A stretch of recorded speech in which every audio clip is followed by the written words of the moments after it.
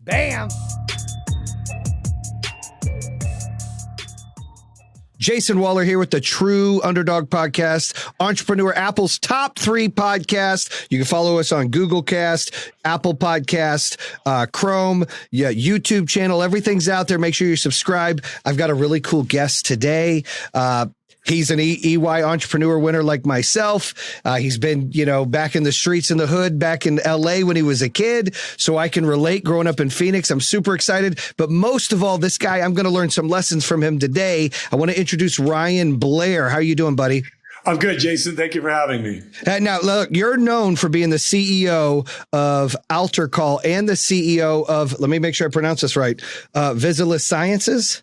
I used to be the CEO of Visilis. Right. You sold it and made like 790 something million or something, right?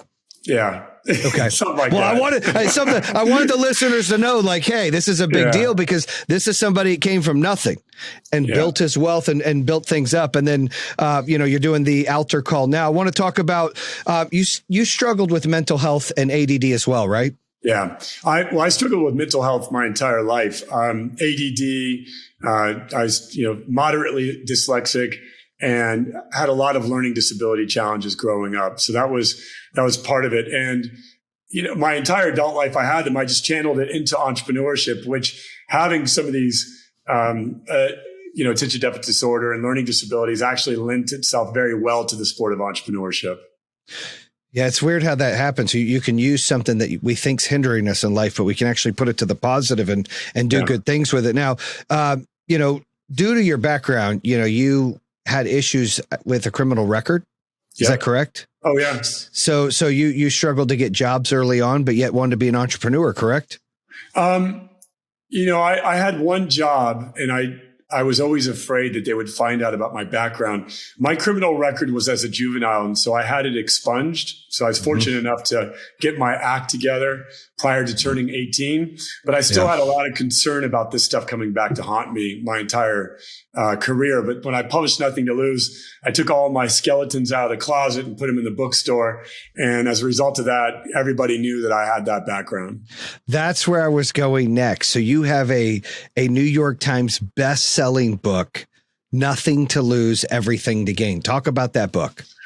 Well, the book was inspired by the type of people that I met in juvenile hall, the people that had literally nothing to lose. And as I became an entrepreneur and became successful as an entrepreneur, I realized that the mindset of having nothing to lose was the best asset that you could have. That most entrepreneurs, they have something to lose. They're afraid of losing their status in society. They're afraid of, the perception of keeping up with the Joneses or whatever it is. And so where I came from, in the mindset that I had, I really was like, I have nothing to lose. The only thing that I had to fear was going back to where I was, in a crack house in a gang infested neighborhood. And that was never going to happen as long as I, was successful as an entrepreneur. And so I really had nothing to lose. And that was the attitude that I had as I started scaling. A lot of times people start to get concerned and they start to get scarcity or fear as they scale from $1 million to 5 million to 10 million to, in my case, 60 million a month in sales. And having that nothing to lose mindset was key to me scaling so fast and so far.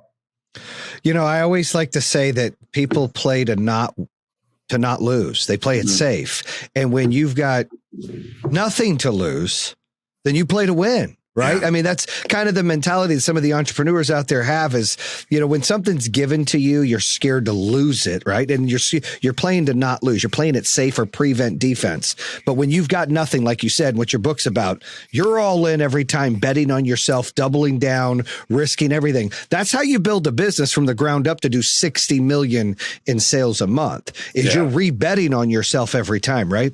Yeah. Well, and as an entrepreneur, once you've obtained the skills of revenue generation and profit creation, then you can apply those skills anywhere and you can start anything from scratch and be successful. So you're no longer worried about the employee paradigm where, I'm worried about whether or not I have a job or I have income. I can create my own income and create my own job at any time. And that's a whole different mindset than what most people have. Now, you built the first company you were part of, Visilis Sciences. It was a multi-level marketing company, correct? Yeah. Visilis was the third company that I had started. Fourth Okay, company so I'd started. so let's talk about the history of the companies that you started. You know, what was the first company you started? First company was called 24/7 Tech. And my tagline was, if your computer's a wreck, call 24/7 Tech. Nice. And I got an MBA in what not to do in running that business. I parlayed my skills from and experience from that business to starting a company called Sky Pipeline that I built into a $25 million company by the time I was 24. That was a wireless broadband service provider. From there, I started a social network called PathConnect. This was in 2004. And I took the technology of PathConnect and I integrated it into a small startup called Visalis, which was doing $20,000 a month in sales when I took it over. And I helped scale that business to $65 million a month in sales and about $635 million a year in sales, $100 million a year in profits. And then we exited that in 2012. Now, Visalis had some struggles in 2008, adversity that you had to overcome. Yeah, the recession, I've weathered the recession. I've weathered COVID. And, in my 24 years of being an entrepreneur, I've got to see a lot of things happen. I first started as an entrepreneur when 9/11 hit. And so I went through that recession. And then the 2008 financial crisis hit. I went through that recession. And then COVID hit, and I've gone through that as well. And so when you sold your business and you decided that you wrote a book after you sold your business, is that correct? I wrote Rock Bottom to Rockstar right as I was, it was after I sold my business to Blythe. Okay. And so what, in your book, you talk about like a rags to riches story from gang member to multimillionaire. What are some of the things? I always believe history repeats itself. And you just mentioned like 9/11, right? The '08 recession, COVID. What are some similarities in all three of those that you've seen as an entrepreneur that people have had to overcome? Well, you have to adjust your offer to the public based on the sentiment of the public.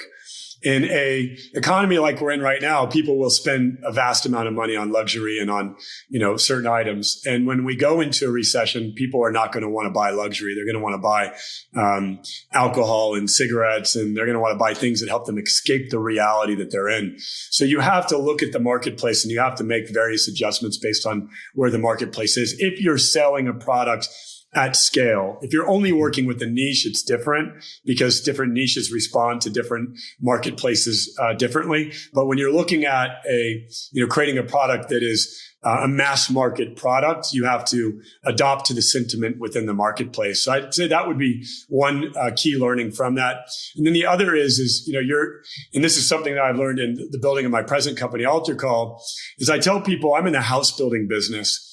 And I built a couple of houses. I built 4 houses in the past. And some of those houses still have elements of them that exist today and the companies that have acquired them. And those houses weren't built for 10, 20, 30 years. They were built to take advantage of a marketplace opportunity and to, get me an exit, for example.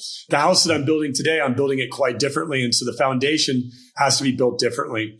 But I don't look at my past successes and think anything but I'm just going to take what I learned in building that house. And there were storms that hit that house. There were events that knocked that house around. There were things about that house that, maybe it had a leaky roof. Maybe the plumbing wasn't just right.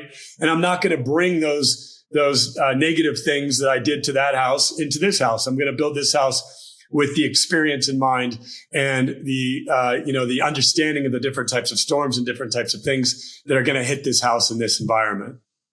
Yeah, you talk about storms and I love the reference to the house, and I want to get to your new company as well. But I was told something not too long ago about the difference between a cow and a buffalo. Have you heard that story? I have not.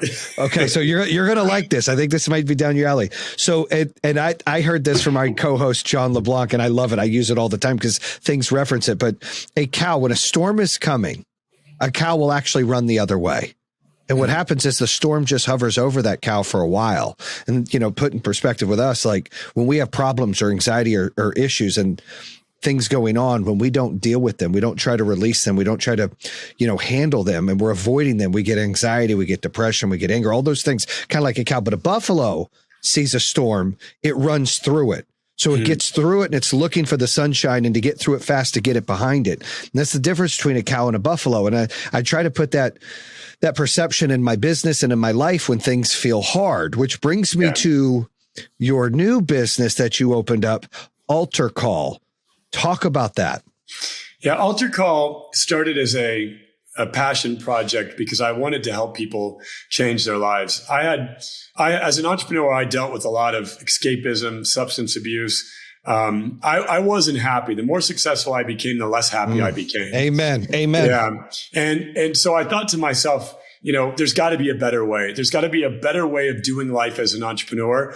And so I started crafting a curriculum and a system and principles and practices around a new way of entrepreneurship that wasn't burning the candle at both ends. It wasn't sacrificing your family in order to build your fortune. It was a way of entrepreneurship that was very holistic, and it was built on having alignment in your mind, your body, and your soul, and your role, your purpose on this planet. So it's a very spiritual a practice that I've been developing for my fellow entrepreneurs. And I've now mentored several thousand entrepreneurs through the various programs that we've launched. And, I just spend my life mentoring entrepreneurs all day long now. I love that. You were recently talking to David Meltzer, who's my mentor. Yeah, David. I love David. He's one of my favorite people on the planet. He's such a good human being, but he's brought me along, and it's him and his partners that keep telling me I need to meditate. Yeah. And I see you're real big into meditation. Talk about someone like me who's an entrepreneur who is 16 to 18 hours a day. I've got 4 kids and 2 grandkids. This is my 3rd company I've built. I'm always all in. This company we did about 600 million in sales. We're looking to transaction soon. And, we're on pace for $1 billion in 2022, but it's a solar company, but we've scaled it from the ground up. But sometimes it's exhausting. And the more successful you get, the smaller your circle of friends and loved ones are. And the more depressed you get. It's not about buying nice things. You just get depressed. You're looking for better moments and memories and things that last and not tangible items. And so what would you say to someone like me? Because I'm always like, how could I be happier? How could I meditate? How could I relax a little bit? Because I'm just so wired. Yeah. I was the exact same boat. And the first few people that introduced me to meditation, I thought they were just crazy. And I thought this was not for my brain. Their brain, it might work just fine for, but not mine. And, when I went through a very difficult, dark period in my life, when I lost my mom, I was willing to try anything. And so I decided that I was going to attempt meditation. And I learned a few simple practices for it. But the thing that really hooked me about meditation was a science report that I'd read, or article rather, that said that meditation increases your IQ by up to 23%. And when I saw that, I thought to myself, that's an advantage. Like, what would I do for a 23% competitive advantage in the marketplace? If you're a poker player, you do anything for a 23% competitive advantage, right? And so as an entrepreneur, 23% competitive advantage. If I meditate to that of my competitors not meditating, I'll figure this process out. Also, meditation is attention training. And so we need to learn how to train our attention. And so it's not just a spiritual practice, but there's some real tangible scientific benefits to it. So when I understood that intellectually, I said, okay, I'll try it. And the thing that I learned, the simple meditation that I learned that changed my life, was I just close my eyes and I go outside and listen to the birds singing. And if I can't get outside to listen to birds singing, I have, my Alexa or Siri play meditation music with birds in it.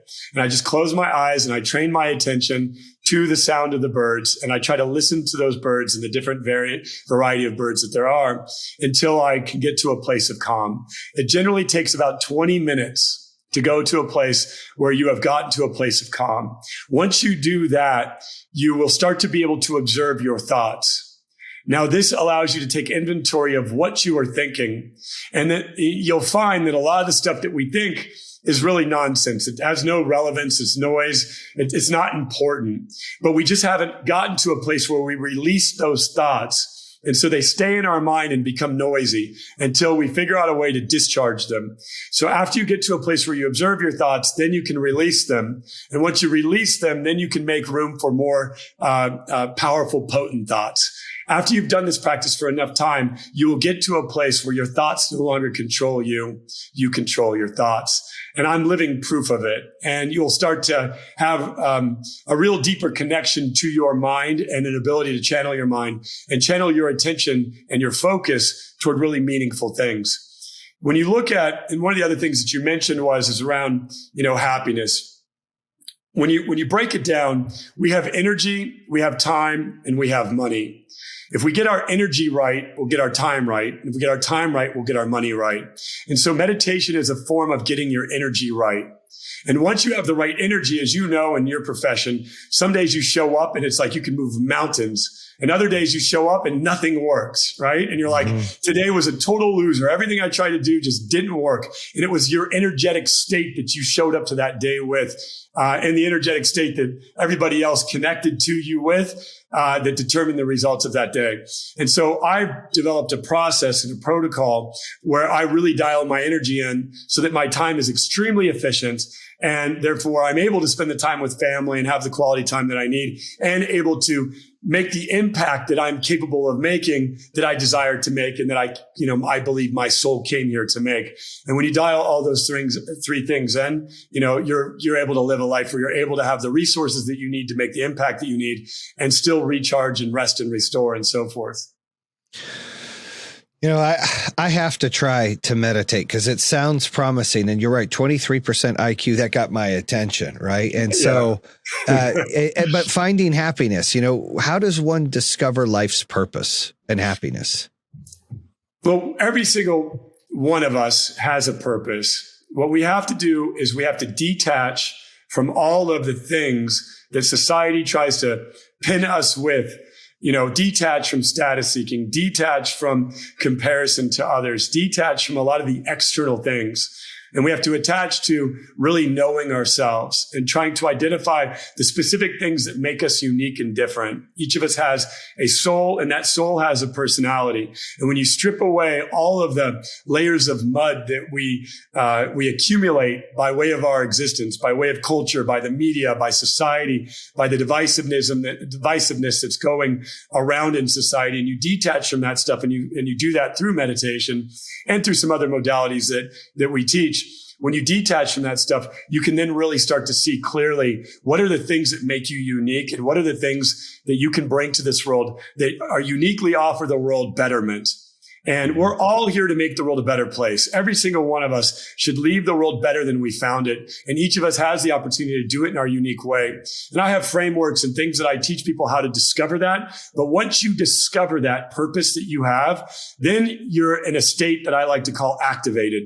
You're no longer having to do time blocking and time management, because you won't want to lose any time that you could dedicate to fulfilling your purpose. And so every minute of every day starts to get accounted for, because you want to express yourself in the world as positively as you possibly can. And I was the exact opposite of the person that I am standing here before you today. I was anything but that. I tried to escape. I escaped to substances. I escaped to all kinds of extremism. And I can tell you right now, the greatest thing that you could possibly do is get to know yourself. And then you'll never need to escape. You'll never be lonely. And you'll be quite satisfied with, a walk in nature, or a stroll through the park, or some quality time with your children. And that'll be all the love that you need to be able to then fill up your cup and give that love to your customers and your team members and your stakeholders in your business. I love that. And you know what I love about your story is you come from nothing, you build up multiple businesses, you fail some at them, you learn, right? A lot of people think failure, they're stuck in the hole, they're done. But you took that and said, hey, I'm going to do this better because I learned from that. You continue to, then you really built a business where you got to the top and you had the exit. And you had everything. People think, I got all the money in the world, I'm happy. That's what they think. But really you're more depressed, and you started to hit rock bottom. Money doesn't buy happiness, right? Happiness is fulfillment. And so you had to find what really did that. And I think the listeners out there and the viewers out there, some of them, as entrepreneurs, they open the business for the wrong reason. They're opening it because they want to go buy a Porsche, or they want to buy a Lamborghini, or they want to get rich. And you have to have a why bigger than that. And obviously, when you get to the top, I have a motto: every day's a playoff game. My therapist, I see a therapist, I think most and everyone should probably, she always tells me I never enjoy the journey. I'm always moving the destination further. That's really good in business. It's really bad in life. And so I'm missing those moments you're talking about, to go outside and hear the birds, or, enjoy nature and relax. And I get, in a good way, I don't get jealous, but a good envy of people like yourself that have been where I'm at, but have gone to the other side, and David Meltzer too, as well. Like, that's what we're always working on, frequency and laws of attraction and energy, and how we can get to the next side. And so it makes me feel good. And I hope the listeners understand this, that chasing money is the wrong thing to do. And that's not what I'm chasing. I'm chasing for everyone to own their power. And I love my movement that I'm a part of with solar, but it's still struggle because it becomes such a big monster to feed. So many employees, so many things going on, that once you're in, you can't get out. And it's not that I want out, but I want to be able to have kind of that peace of mind, that freedom, that feeling of knowing myself and relaxing and finding some more happiness, rather than just chase. But as the old expression goes, from your lips to God's ears, you just put it out there into the universe that this is what you want. And I know you're a highly capable, highly skilled person with a lot of great contacts, and I'm here to support you in doing that. I have a lot of frameworks and things that I learned along the way, because I can tell you that the energy that I have today is 10 times that of what I had in scaling my business to 600 plus million and beyond. And I know that the business that I'm building, and the way that I'm building it, and the way that I'm architecting it, it's got far more promise than anything I've done in the past, just because I have a sustainable amount of energy that is infinitely powered. So I'm not working off of power sources that are depleting and that are taking away energy. I'm working off of power sources that are renewable. And when you dive deep into meditation and you dive deep into really understanding that, you'll realize that there's a whole nother level of consciousness and a whole nother level of skill connected to that consciousness that'll make you a more effective leader and a more effective entrepreneur. The universe, or God, or whatever you want to call it, is effective and efficient. And so for us to model ourselves after our creator, we want to become more efficient.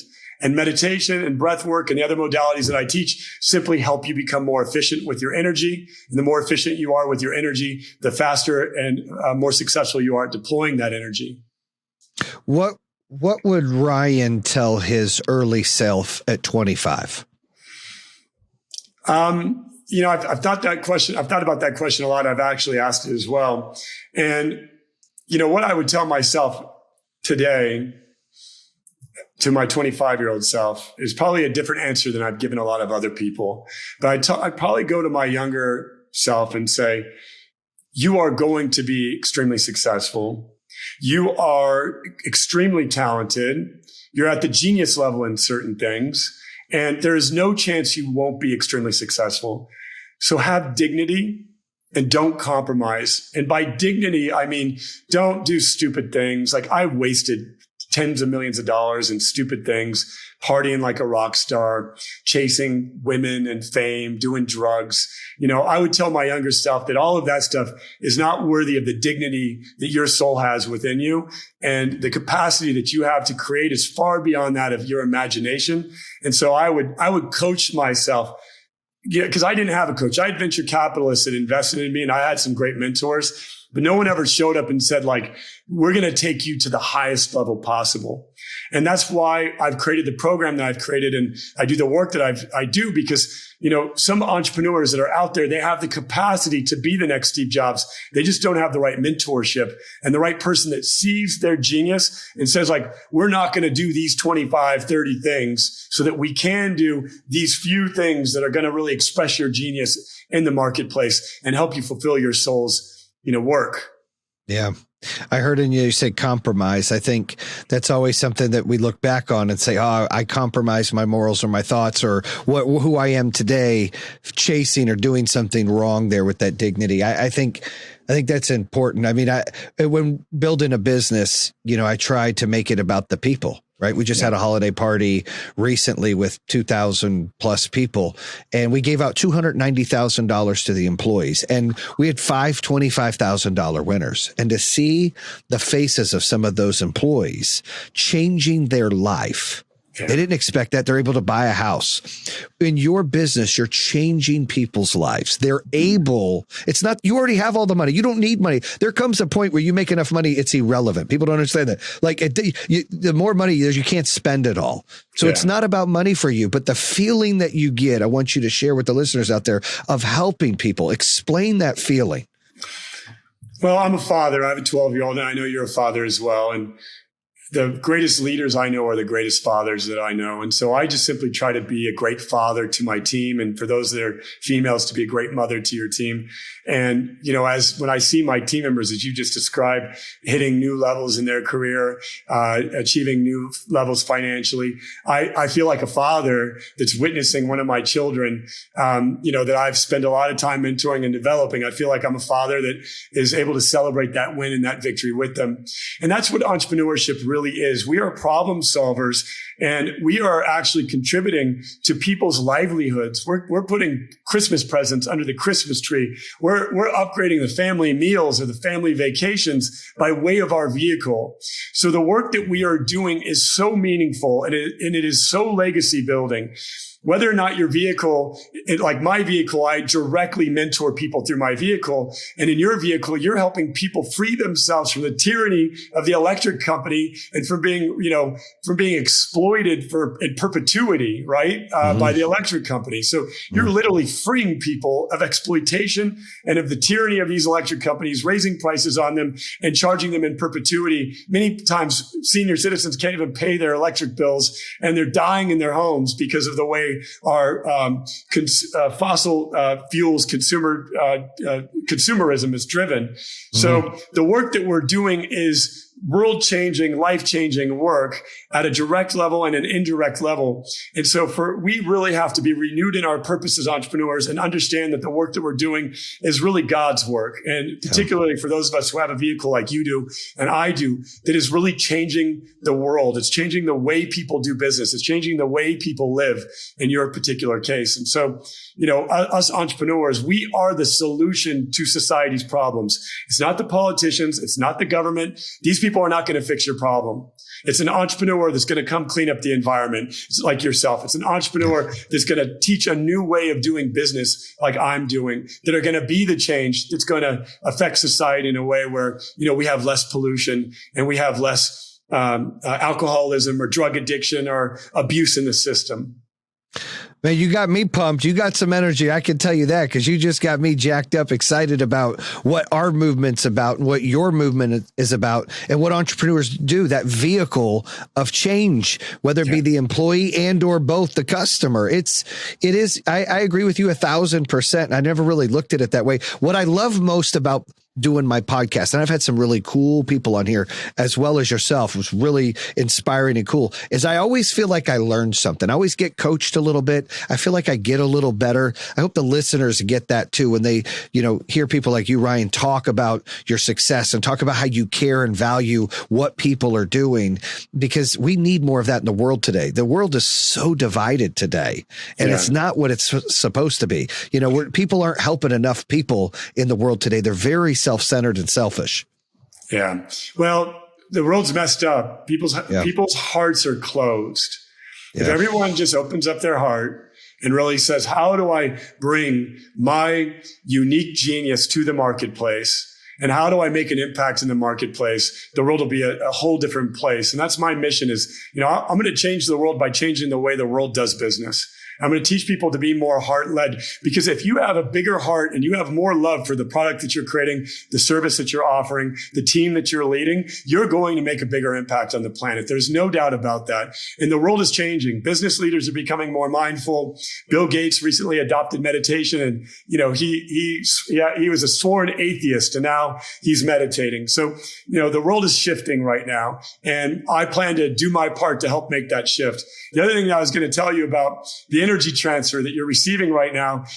This is what my role is on the planet. My job is for people to see their purpose and the power of it and the impact that they can create on the planet and to be their biggest cheerleader. And so if there's ever an opportunity that I can serve your team or you and letting them see how powerful and how important the impact that they are making is, count me in, because I want to make the world a better place by having people see their purpose and take action on that purpose.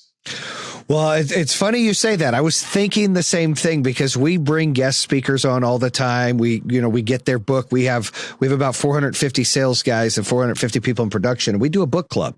We do a book club where the directors give them a book. They come back, they read part of the book. They do chapter things, for about 30 minutes a week.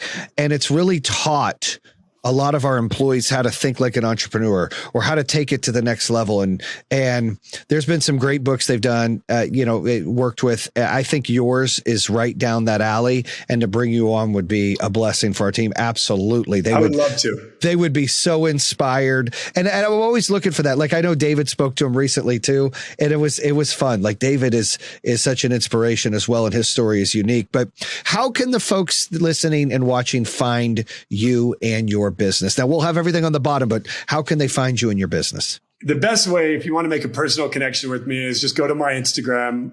I'm in the DMs. I'm at Real Ryan Blair on Instagram. You can also catch me at AlterCall.com. That's AlterCall.com. Or you can buy my books wherever books are sold. Perfect. Well, listen, you're truly breathtaking to learn about all the adversities, Ryan, and how you bounce back to serve people and a purpose with all your life experience and success. There's no easy road to success. I always tell people there's no elevator in life. You got to take the stairs, and, happiness is fulfillment. Success is fulfillment. So you got to keep it real. Failure is part of the lessons of success. So thank you, Ryan. True Underdog, stay connected with Ryan here. Make sure you give him a follow and definitely get his book. I know we will. That's a wrap on True Underdog. Bam! And that concludes another episode here on True Underdog. If you're interested in hearing more, make sure you subscribe at iHeartRadio, Spotify, Apple Podcasts, or the YouTube channel. You can always visit TrueUnderdog.com, subscribe to all of them. Make sure you check out our newest episodes coming out on Mondays and Thursdays. True Underdog, baby. Bam!